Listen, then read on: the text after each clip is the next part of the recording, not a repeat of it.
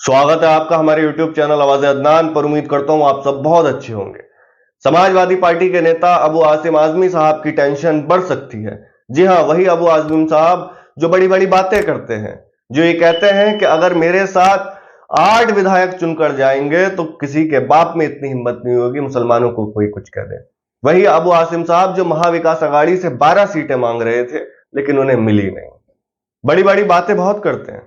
महाविकास आघाड़ी उन्हें सिर्फ 2 सीटें देने पर टिली हुई है और वो 12 सीटें मांग रहे थे और उनके साथ 8 विधायक चुनकर जा रहे थे।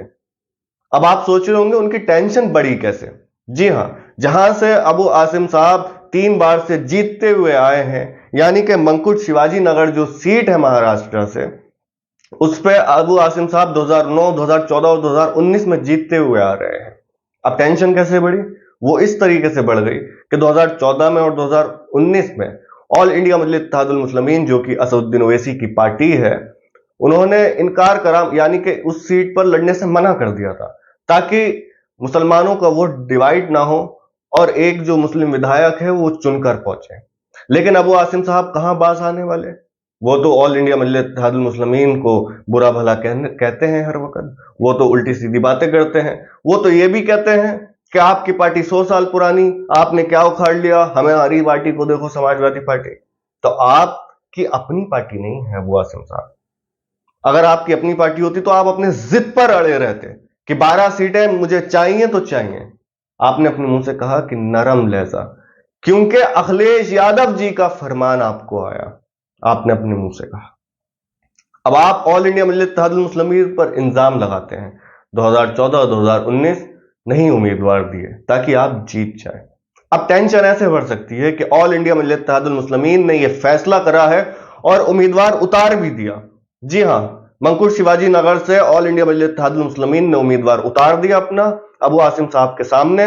और दूसरी टेंशन यह है कि महाराष्ट्र के कद्दावर नेता नवाब मलिक साहब भी मंकुट शिवाजी नगर से लड़ रहे हैं एनसीपी से, जो कि अजीत पवार साहब वाली पार्टी है।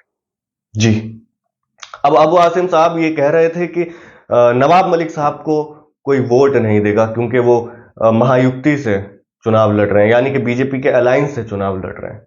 चले, मैं मानता हूं कि नवाब मलिक साहब को बीजेपी को उससे वोट नहीं देता, नवाब मलिक साहब को एनसीपी अजीत पवार साहब वाली है उससे भी वोट नहीं मिलता, लेकिन नवाब मलिक साहब को अपने नाम पर, यानी कि नवाब मलिक पर वोट जरूर मिलेगा जो आपको नुकसान पहुंचा सकता है। उसी और ऑल इंडिया मजलिस इत्तेहादुल मुस्लिमीन भी खड़ी हो गई।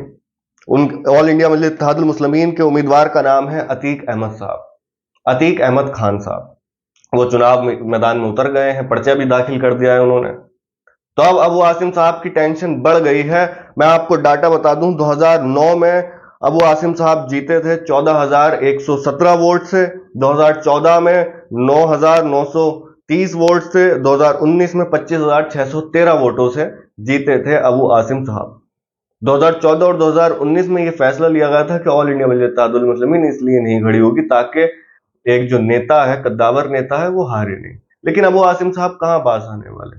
वो तो इल्जाम लगाते हैं, तरह तरह की बातें करते हैं। उत्तर प्रदेश का चुनाव हुआ था, बड़ा बुरा भला कहा था असदुद्दीन ओवैसी साहब को, ऑल इंडिया मजलिस इत्तेहादुल मुस्लिमीन को। तो इस बार अब देखते हैं कि अबू आसिम साहब कितने मजबूत हैं, कितने कद्दावर नेता हैं। आप लोग मुझे कमेंट करके बताएं कि आप किसको चाहते हैं अपनी रहनुमाई के लिए, समाजवादी पार्टी को या ऑल इंडिया मजलिस इत्तेहादुल मुस्लिमीन को? आप किसको जीतते हुए देखना चाहते हैं, मुझे कमेंट करके बताएं। और एक चीज और कमेंट करके बताएं, क्या आप चाहते हैं ऑल इंडिया मजलिस इत्तेहादुल मुस्लिमीन महाराष्ट्र में मजबूत हो? मुझे कमेंट में बताएं। अगर आपने चैनल सब्सक्राइब नहीं करा हो तो चैनल को जरूर सब्सक्राइब करें, वीडियो को जरूर लाइक करें। और जो अभी थोड़ी लाइट कम हो गई है उसके लिए मैं माजरत चाहता हूं, थोड़ा सा